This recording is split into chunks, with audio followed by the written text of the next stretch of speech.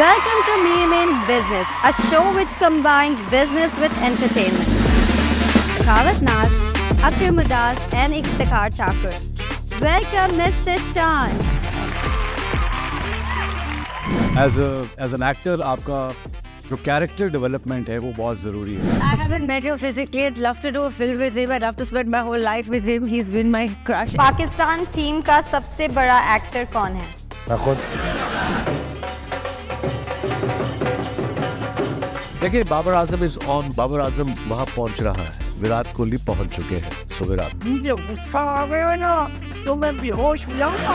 When your passion becomes your profession, you automatically exhale. Collect करना मैंने international entrepreneurs के साथ और यहाँ से इंशाल्लाह आप देखेंगे इंटरनेशनल प्रोजेक्ट्स निकलेंगे. सबसे महान है औरतें अपने 250 हड्डियां को जो है 250 हड्डियां टूटती तब वो एक बच्चे को जन्म देती है. That's the one area your face is known all over the world.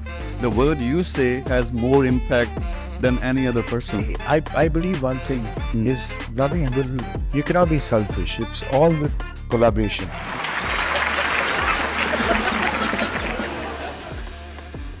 Youngsters के साथ कि यार आप गवर्नमेंट का वेट करते रहते हो, आप अब्बा जान का वेट करते हो कि पैसे दे मैं काम करूं, आप रिश्तेदारों का वेट करते हो. कुछ नहीं होना. जिस जगह पे सिस्टम जा रहा है आपको खुद कुछ करना पड़ेगा.